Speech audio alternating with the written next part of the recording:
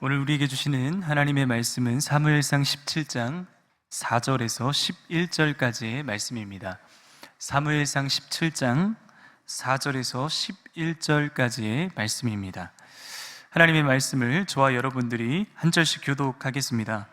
블레셋 사람들의 진영에서 싸움을 도두는 자가 왔는데 그의 이름은 골리앗이요 가드 사람이라. 그의 키는 6규빗 한 뼘이요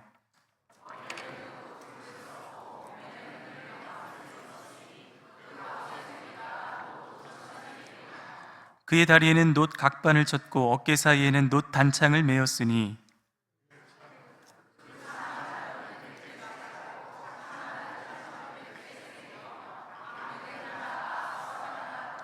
그가 서서 이스라엘 군대를 향하여 외쳐 이르되 너희가 어찌하여 나와서 전열을 벌였느냐? 나는 블레셋 사람이 아니며 너희는 사울의 신복이 아니냐? 너희는 한 사람을 택하여 내게로 내려보내라.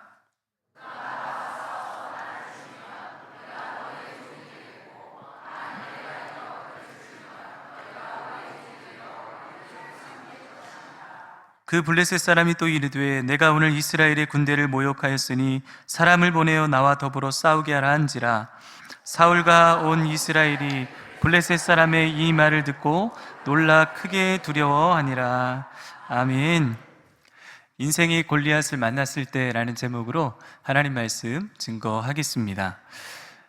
가라앉는 게 아니라 깊어지는 거야 라는 책이 있습니다. 이 책을 쓴 저자는 오랜 상담 기법과 또 심리학 연구를 통해서 한 사람의 인생에서 주어지는 그 일들을 이 상담학적 기법으로 풀어낸 책이 이 책입니다. 특별히 우리 인생 속에는 수많은 어려운 이 사망의 음침한 골짜기, 즉 고난과 역경을 마주하게 되는데, 그 고난과 역경을 마주하게 될 때 이런 관점과 이런 관점이 있어서 이 두 가지 관점으로 우리는 해석해 볼 수 있다는 것을 말하는 그런 책입니다. 여러분 혹시 배우 김우빈 씨라고 아십니까? 아마 이제 얼굴을 보시면 이제 아실 것 같은데요. 이 배우 김우빈 씨가 29살이 되었을 때 이 암 선고를 받습니다. 그리고 의사로부터 6개월밖에 못 살 것 같다는 이 시한부 판정을 받아요. 근데 한번 우리 성도님들 생각을 좀 해보시면, 만약에 저게 내 인생 속에서 일어난 일이라고 했을 때 내가 암이고 시한부 판정을 받는다고 하면 어떤 마음이 이렇게 들까요? 제일 먼저 굉장한 낙심과 두려움이 이렇게 몰려오겠죠. 이제 나는 정말 인생의 이 마지막 죽음을 맞이해야 되는구나. 다 끝났어. 포기하게 되고 절망하게 되지 않겠습니까? 그런데 이 배우 김우빈 씨는 자신에게 주어진 이 일을 그렇게 이제 바라보지 않고 이렇게 해석했다고 합니다. 그래, 내가 10년 동안 배우 일을 하면서 단 한 번도 쉬지 못했으니 하늘이 이 시간 나에게 기회를 주신 거야. 이제 사랑하는 사람과 시간을 좀 보낼 수 있도록 내게 정말 좋은 시간을 주신 거야 라고 하면서 이 사건을 다른 관점으로 바라봤다고 합니다. 여러분, 이러한 것을 이 심리학적 용어로 뭐라고 하냐면 인지적 재평가라고 불린다고 합니다. 이 인지적 재평가는 뭐냐 하면 이겁니다. 일어난 상황을 부정하지 않으면서도 같은 상황을 새롭게 해석해 감정을 조율하는 심리학적 전략이라고 합니다. 여러분, 이런 인지적 재평가가 뛰어난 사람은 역경이 내 인생 속에 찾아올 때 그 역경을 버티는 정신적 회복력이 굉장히 능하고 강하다고 합니다. 여러분, 우리의 삶도 마찬가지인데요. 사람들은 누구나 다 인생의 골리앗과 같은 고난과 두려움과 역경을 마주할 때가 있습니다. 그런데 어떠한 사람은 그 고난에 직면했을 때 정말 그 고난과 염려와 어려움 때문에 삶이 고통으로 잠식되는 사람이 있습니다. 그러나 어떤 사람들은 그 고난이 이렇게 쭉 밀려오게 될 때 하나님께서 반드시 일하실 거야. 그리고 우리 하나님께서 나와 동행하시니 난 두려움이 없어. 이렇게 일하는 믿음의 성도들이 반드시 있다는 것입니다. 사랑하는 성도 여러분, 우리 성도님들은 고난에 직면했을 때 그 고난을 어떻게 바라보고 계십니까? 그리고 그 고난을 통해서 하나님께서 주실 어떤 복을 기대하고 계십니까? 오늘 이 말씀은 다윗과 이 골리앗이라고 하는 굉장히 유명한 이 싸움의 장면 이전의 배경입니다. 먼저 지금 골리앗 가드, 이 블레셋 장수인 골리앗이 이스라엘 진영을 향해서 40일 동안 단 한 번도 멈추지 않고 그들에게 막 조롱하고 윽박을 지르고 그들에게 이 공포를 조장합니다. 우리 말씀을 오늘 11절 본문 말씀을 함께 같이 읽겠습니다. 사울과 온 이스라엘이 블레셋 사람의 이 말을 듣고 놀라 크게 두려워하니라. 이런 보시면 그의 외침은 단순한 소리가 아니라 그 말을 듣고 크게 놀라 두려워하니라. 이미 이스라엘 백성들 마음속에는 싸우기도 전에 벌써 이 전쟁에서 패배할 징조가 보입니다. 왜요? 두려움이 그들을 가득 메웠기 때문에 그렇습니다. 여러분, 두려움이 주는 이 상황들, 그 상황을 바라볼 때 두려움이 주는 것은 뭐냐면 싸우러 나가기도 전에 싸울 마음을 이미 꺾어버리는 겁니다. 전쟁에서는 이 기선제압이 중요한데 그 기선제압에서 이미 패배한 것입니다.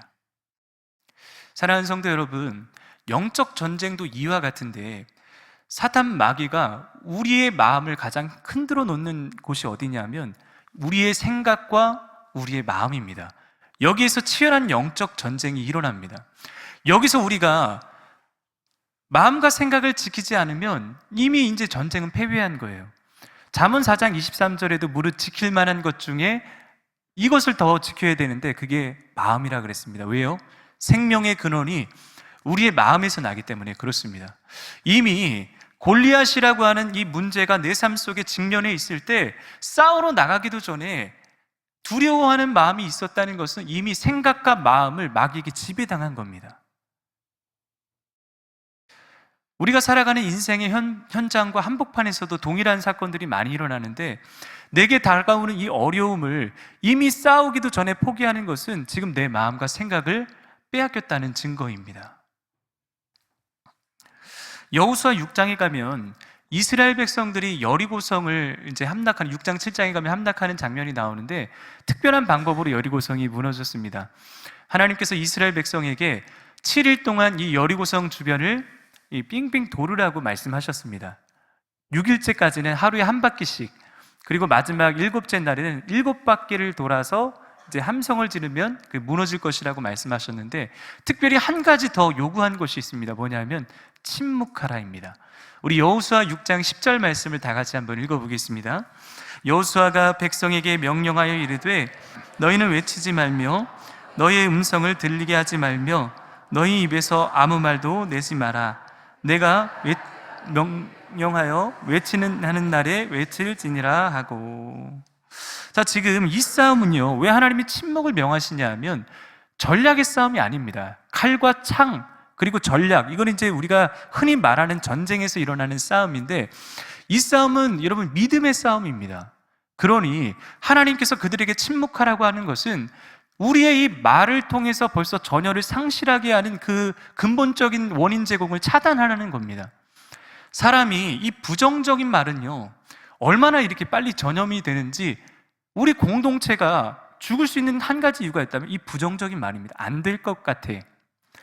아니, 이 여리고성을 도는데 말도 하지 말고 이걸 도르라고? 이게 가능한 일일까? 이렇게 말을 입 밖에 내뱉는 순간 그 공동체는 다 전염이 되는 겁니다. 그래서 하나님이 그걸 도를 때 이렇게 침묵하라고 명령하신 거예요.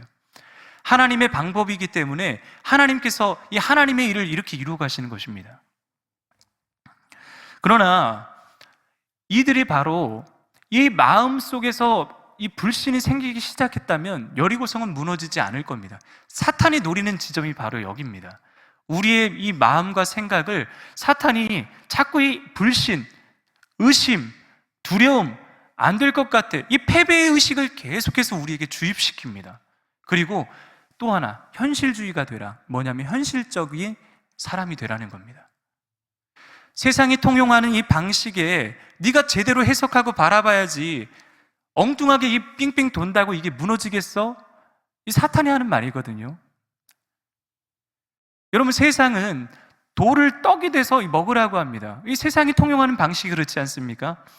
떡을 먹어야 살아가는 게 우리의 인생인데 예수님께서는 그 마귀의 시험을 기록되었을 때 말씀으로 물리치셨습니다. 사람이 떡으로만 살 것이 아니요 하나님의 말씀으로 사느니라.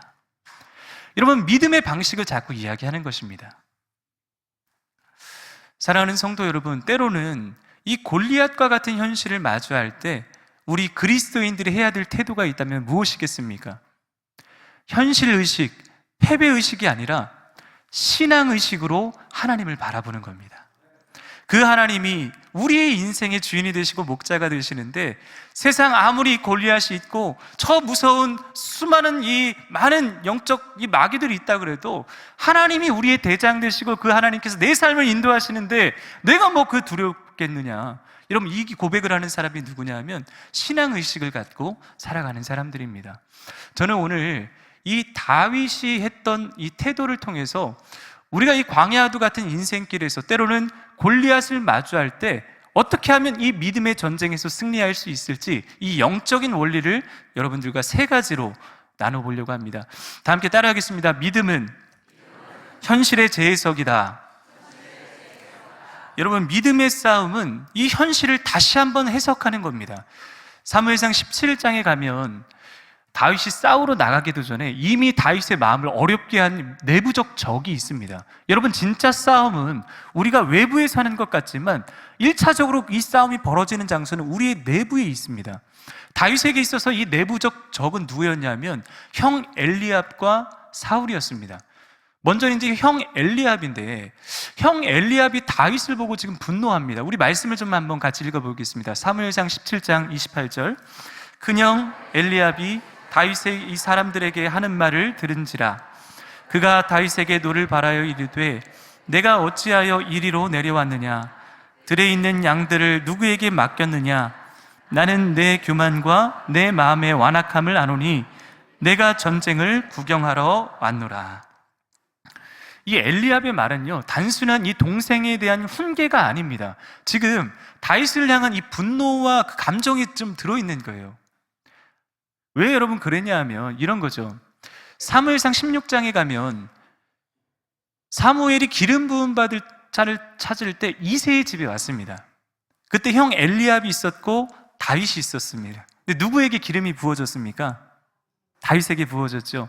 여러분, 1차적으로 엘리압의 마음에는 깊은 상실과 그리고 패배의식이 가득했을 겁니다. 아니, 이 어린 동생에게 기름이 부어졌다니. 다윗에 대한 이 분노와 감정이 있는 이유는 벌써부터 이 열등감과 비교의식이 엘리압의 마음을 사로잡았습니다. 그러니까 동생을 볼 때마다 마음이 어떻겠습니까? 고운 시선으로 바라볼 수가 없는 거예요. 이미 엘리압의 마음에는 다윗에게 기름 부어졌다는 이 사실 하나 때문에 그 안에 열등감이 작동하기 시작했습니다. 여러분, 그러니 엘리압의 마음이 어떻겠습니까? 지금 전쟁터에 이 자기 동생이 와가지고 그 누구도 골리앗과의 싸움에 나가지가 않는데 다윗이 자신이 나가겠다고 저렇게 설쳐더니 엘리압의 마음속에는 이 분노와 그 미워하는 마음이 섞여서 지금 나오는 겁니다. 여러분, 이게 패배의식에서 비롯된 열등감과 시기심입니다. 열등감과 시기심은 내 인생의 영혼을 갉아먹습니다. 여러분, 우리는 자꾸 상대방과 비교하려고 그래요. 비교는 결국 내 인생을 초라하게 만들고 어렵게 만듭니다. 우리 믿음의 성도님들은 상대방과 비교할 게 아니라 하나님께서 우리에게 주신 기준인 말씀으로 우리의 삶을 바라보고 성찰하게 될 때 우리는 이 비교의식에서 벗어날 수 있는 거예요. 그러나 엘리압은 그걸 몰랐습니다. 신앙이 없었던 거죠. 그 마음속에 동생에게 이 기름 부어진 것 때문에 벌써 속상한 마음이 그 안에 있었던 거예요. 그리고 분노하고 어렵게 만드는 겁니다. 여러분, 그러니 다윗이 골리앗을 쓰러뜨리기 전에 벌써 형 엘리압의 이 한마디 말이 다윗의 마음에 어떻게 받아들여졌겠습니까? 전의를 상실하지 않겠습니까? 아니, 내가 좀 이 전쟁에 나가서 해보려고 하는데 형 엘리압이 저렇게 말하는 순간 전의를 상실하게 되는 거예요. 이게 내부적 적입니다. 두 번째 적은 누구냐면 사울입니다. 여러분, 사울이 뭐라고 이야기하냐면 말씀을 한번 같이 읽어보겠습니다. 사무엘상 17장 33절입니다. 내가 가서 사울이 다윗에게 이르되 내가 가서 저 블레셋 사람과 싸울 수 없으리니 너는 소년이요 그는 어려서부터 용사임이라. 사울의 말은 굉장히 현실적인 판단 같아 보입니다. 사울은요, 계산이 빠르고 현실주의자예요. 딱 가만히 보니까 다윗을 보니 너는 어리지만 저 골리앗을 봐라. 골리앗은 어려서부터 전문 군사훈련을 받아서 장수가 된 사람이고 전쟁에 이 경험이 많고 그가 갖고 있는 무기도 있으며 키를 한번 봐라. 이런 거예요. 현실을 직시해라. 여러분, 사탄이 우리의 마음을 어렵게 하는 게 이런 지점입니다. 현실을 자꾸 바라보라는 거예요. 우리는 현실을 바라보는 사람이 아니라 현실 너머에 계신 하나님을 바라보는 사람들입니다. 그런데 자꾸 이 현실 의식으로 다윗의 마음을 어렵게 만드는 거예요. 벌써 전쟁에 나가기도 전에 이 패배 의식과 현실 의식으로 누구를요? 다윗의 마음을 힘들게 합니다. 전쟁은 언제나 힘과 무기와 경험의 싸움입니다. 그러나 이 싸움은 믿음의 싸움이거든요. 믿음의 싸움은 현실 의식이 아니라 패배주의가 아니라 신앙 의식으로 바라보는 겁니다. 내게 일어난 일을 하나님의 관점으로 해석하게 될 때, 하나님의 관점으로 해석하면 뭐가 달라지냐? 결과가 달라집니다. 여러분, 우리가 믿음의 눈으로 상황을 바라보고 해석하면 반드시 그에게 찾아오는 것은 승리입니다. 우리가 이 영적 전쟁 한복판에서 승리할 수 있는 비결은 내게 인생에 주어진 일을 하나님의 관점으로 해석하고 하나님의 관점으로 바라보게 될 때 우리는 궁극적 참된 승리를 누리게 될 줄 믿습니다.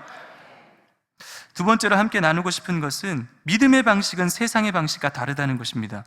하나님의 일을 감당할 때 이렇게 반드시 어려움이 찾아옵니다. 그리고 하나님의 일을 방해하는 세력들이 있습니다. 말씀을 가지고 순종하려고 할 때 그 말씀에 순종을 하지 못하도록 주변에 이 벌써부터 편견과 그리고 이 따가운 시선과 눈초리, 우리의 마음을 찌르는 그런 날카로운 말들이 있습니다. 사단은 우리가 이렇게 이미 싸우기도 전에 우리의 이 마음을 어렵게 하고 내적인 갈등을 일으키게 합니다. 이 내적 갈등은 어떻게 되냐? 우리의 결과로 이어지기 때문에 우리의 마음을 지키는 게 너무 중요합니다. 여러분, 지난주에 우리 주일 오후 3시에 그 청라 야외 음악당에서 UK, 이 월드비전과 함께하는 UK 걷기 대회를 이렇게 했습니다. 우리 교회에서 한 110여 명의 우리 성도님들이 참여해 주셨는데 식전 행사가 정말 화려하게 진행되었고, 이 식전 행사를 마치고 이제 걷기 대회를 해야 되는데 A팀, B팀, C팀으로 나누는 겁니다. 그래서 이 A팀은 달리기를 좀 잘 뛰는 그런 그룹, 그리고 이 B팀은 조깅하는 이 그룹, 그리고 C팀은 걷는 그룹, 선택을 해야 되는 거예요. 근데 여러분, 제가 제 체격과 이 운동량을 봤을 때는 저는 이 C그룹에 들어가야 됩니다. 이제 걸어야 됩니다. 그런데 그 자리에 서 있는데 제 마음속에 아니 그래도 네가 앞장서서 성도님들과 함께 달려야 될 거 아니냐, 이런 마음이 벌써 드는 거예요. 그래서 A팀에 이렇게 출발을 하게 되었습니다. 그래서 처음에는 열심히 이렇게 달렸는데 이게 힘들지 않았습니다. 뭐 6km 이 정도 뭐 금방 할 수 있겠지 했는데 갈수록요, 이 숨이 막 헐떡헐떡거리고 다리가 이 종아리가 너무 부풀어 올라가지고 더 이상 막 뛸 수는 없는 거예요. 그때부터 걷기 시작했습니다. 걷다 보니까 또 제 안에 이 내적 갈등이 생기기 시작해요. 야, 이거 할 수 있을까? 6km 다 걸을 수 있을까? 그런데 그때 안내판이 하나 나오는데 2km 남았다는 안내판이 나온 거예요. 살았다. 2km면 내가 끝까지 해볼 수 있겠다. 그런데요, 그 다음 안내판이 하나 더 나오는데 거기서 제 마음이 확 무너졌습니다. 사진을 하나 좀 보여주시겠습니까? 이게 2km가 남았다는 게 아니라 2km 왔다는 거예요. 아니, 그 사람들도 으쌰으쌰 2km 남았다고. 그래서 저는 진짜 2km가 남은 줄 알았습니다. 그런데 3km 남았다는 이야기를 듣고 제 마음속에 어떤 마음이 들었냐면, 하나, 내일 새벽 예배 인도해야 되는데 못 일어나면 안 되는데, 이 갈등이 있었고요. 또 한쪽에는 뭐냐면, 야, 우리 초원교회 어린 아이들도 저렇게 잘 뛰는데 네가 못 뛰면 어떡하냐. 이 두 마음이 싸웠는데 결국에는 감사하게도 제가 이 완주를 했습니다. 메달을 제가 이렇게 땄거든요. 너무 감사한 일이었습니다. 제가 왜 말씀을 드리냐면, 여러분, 제가 지난주 이 걷기 대회를 통해서 묵상을 해보니까 우리의 믿음의 경주, 믿음의 길이 이와 같다는 생각이 들더라고요. 우리가 처음에는 호기롭게 이 믿음의 경주를 시작하며 나아갑니다. 처음에는 잘 달립니다. 그러나 우리 인생의 골리앗을 만나고 고난과 어려움을 만나게 될 때 우리의 마음이 흔들리는 것을 경험하게 돼요. 이 내적 갈등이죠. 내가 잘할 수 있을까? 내가 인생의 골리앗 앞에서 넘어지지 않고 승리할 수 있을까? 이 내적 갈등이 우리의 내면 속에 침투해 들어올 때 여러분, 우리가 여기서 잘 해석을 잘해야 됩니다. 하나님의 믿음의 사람은 하나님의 방식과 하나님의 방법으로 하나님께서 그를 인도해 주시거든요. 오늘 이 싸움은 믿음의 싸움이라고 말씀을 드렸죠. 칼과 창과 방패의 싸움이 아니라 하나님이 주신 싸움입니다. 그러면 이 싸움의 방법은 뭐냐? 자, 현실주의자인 이 사울이 다윗에게 뭐라고 이야기하냐면, 내 갑옷을 입고 가라. 내 갑옷을 입으면 네가 이 전쟁에서 그나마 살 수 있는 희망이 있을 거야. 이 마음으로 다윗에게 현실의 갑옷을 던져주지만, 여러분, 다윗이 왕이 명령하니까 입긴 입었어도 다윗은 이 내면에 분명히 알았습니다. 이 싸움은 이 칼과 창의 전쟁이 아니야. 하나님께서 하시는 믿음의 전쟁이야. 그래서 여러분, 다윗이 어떤 선택을 하냐? 사울의 갑옷을 벗고 믿음의 물매를 듭니다. 사랑하는 성도 여러분, 이게 너무 중요합니다. 우리는 세상이 추구하고 주는 이 세상의 갑옷을 자꾸 찾으려고 합니다.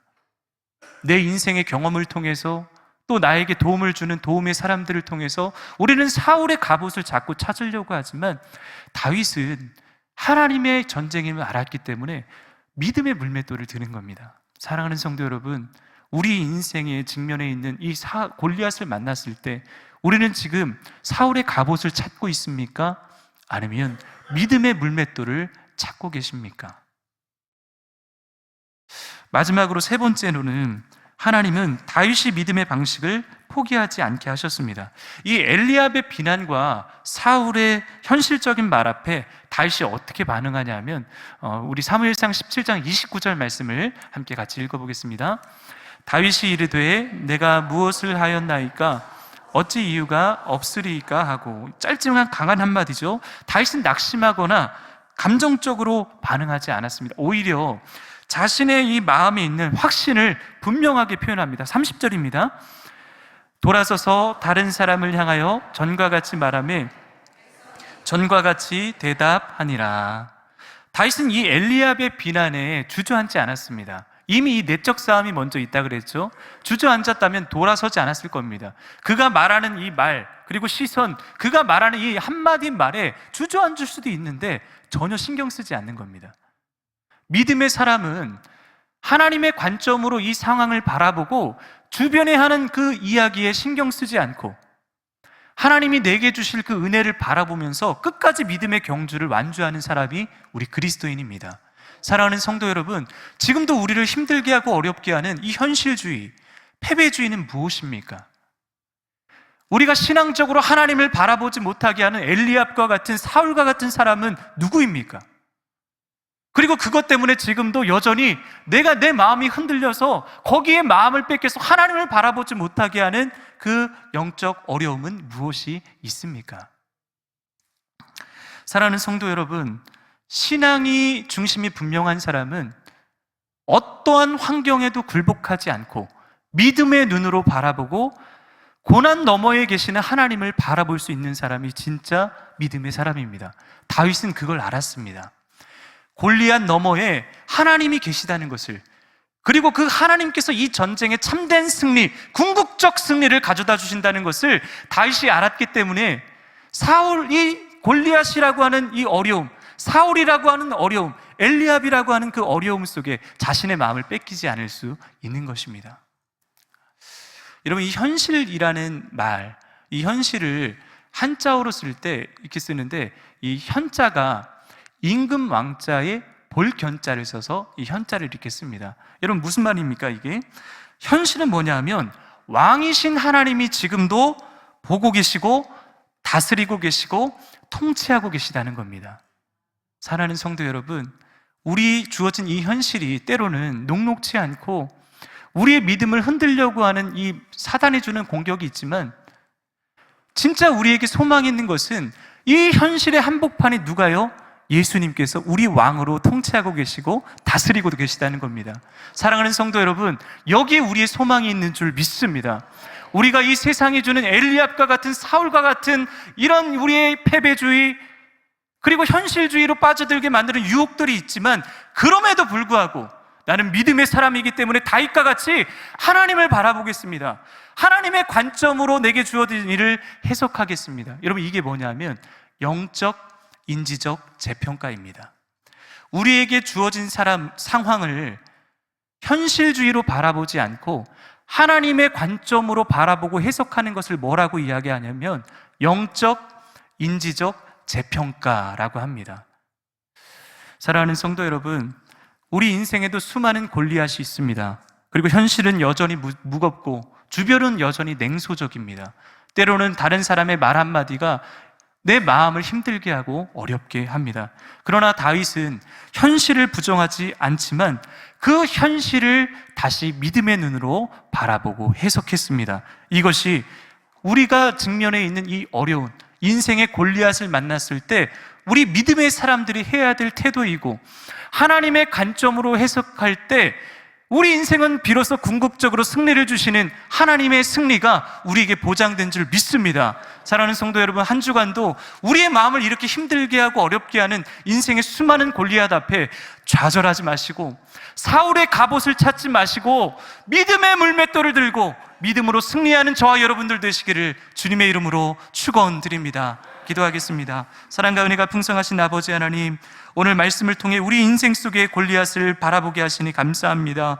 두려움과 절망의 현실 앞에서도 믿음의 눈으로 해석할 수 있는 은혜를 허락하여 주시옵소서. 우리의 싸움이 세상 밖의 전쟁이 아니라 우리의 마음속에 시작된다는 것을 깨닫게 하셨사오니 우리의 마음과 생각을 지켜주시고 불신과 낙심이 아닌 믿음과 소망으로 반응하게 하여 주시옵소서. 사울과 엘리압 그리고 골리앗과 같은 비난과 어려움 앞에서도, 하나님 현실적인 말 앞에서도 끝까지 믿음의 방식을 포기하지 않게 하여 주시고, 사울의 갑옷을 벗고 다윗의 믿음의 물맷돌을 드는 우리 믿음의 성도님들 다 될 수 있도록 은혜 베풀어 주시옵소서. 예수님의 이름으로 기도하옵나이다. 아멘.